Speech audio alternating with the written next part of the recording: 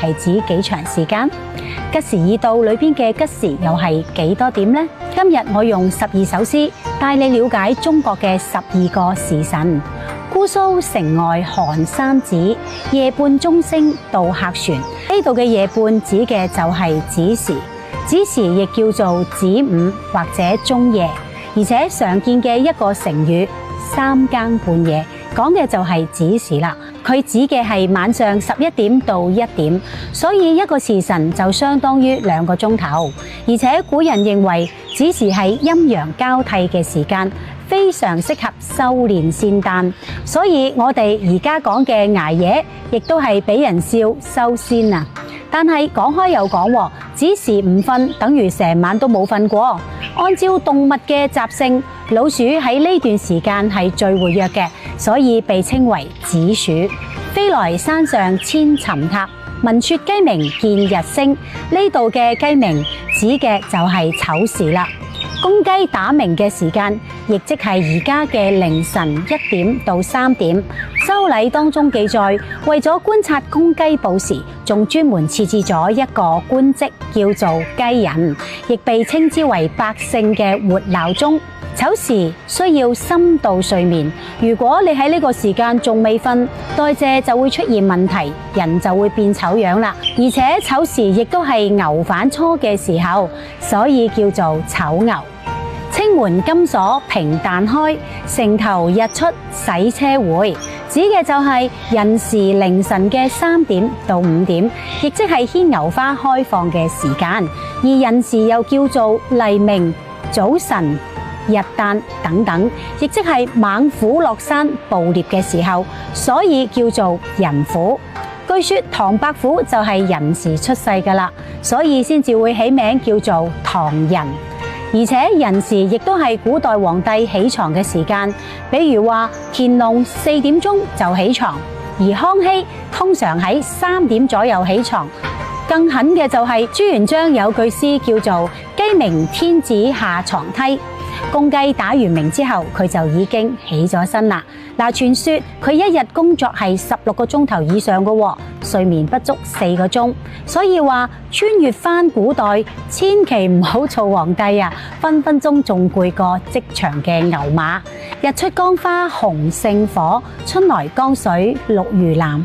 白居易呢首《憶江南》當中嘅日出，指嘅就係卯時啦。即係早上嘅5點到7點，卯時又叫做日食、破曉、旭日等等。呢個時辰係古代官員上朝嘅時間。當官員嚟到衙門門口，需要清點人數，所以點卯一詞就被用嚟表示上班報到。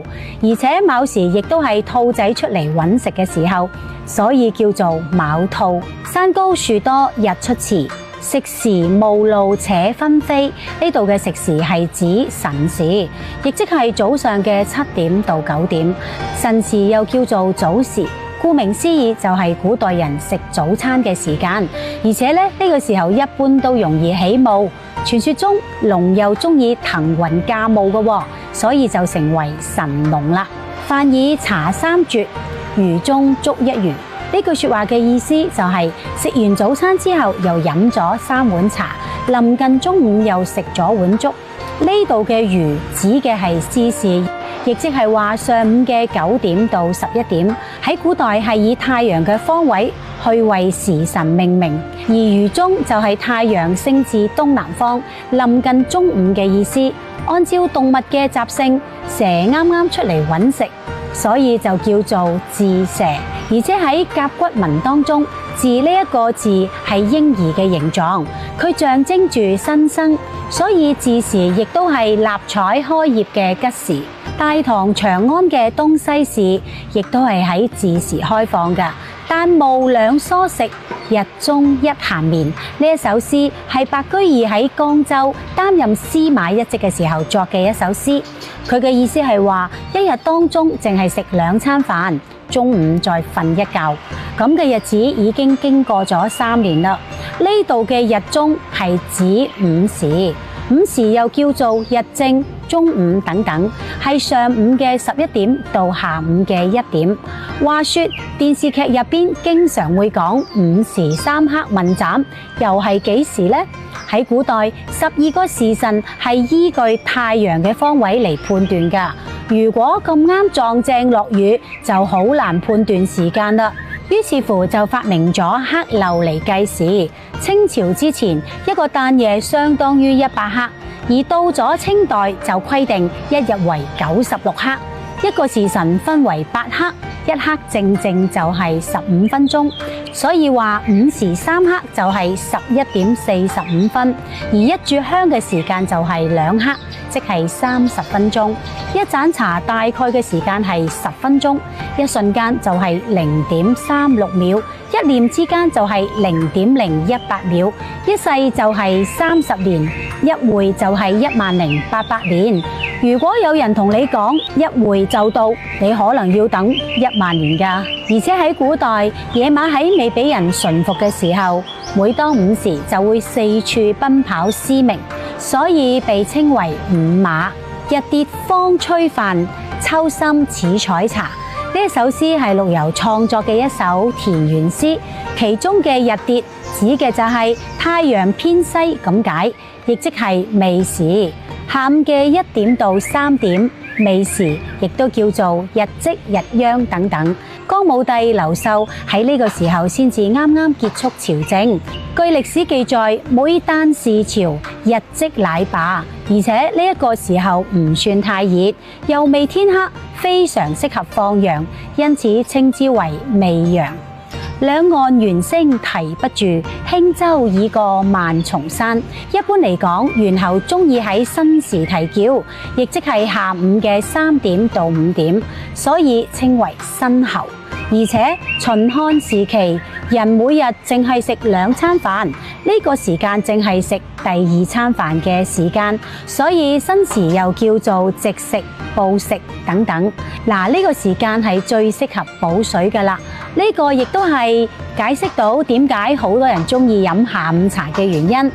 大漠孤煙直，長河落日圓。呢度嘅落日指嘅係酉時，即係下午嘅5點到7點。有時又叫做日落、日沉、傍晚、日入等等。呢個時候啲人開始收工返屋企啦，雞開始歸巢，因此莊子入邊先至會有日出而作，日入而息呢兩句。而且依嘅繁體字下邊就係酉字，呢度嘅酉指嘅係酒氣，亦即係酒。喺古代好多種酒都可以入藥嘅喎。《漢書食貨志》當中記載，酒百藥之長，所以有時可以飲啲小酒解解困。月上柳梢頭，人約黃昏後。呢度嘅黃昏指嘅就係戌時啦，亦即係傍晚嘅7點到9點。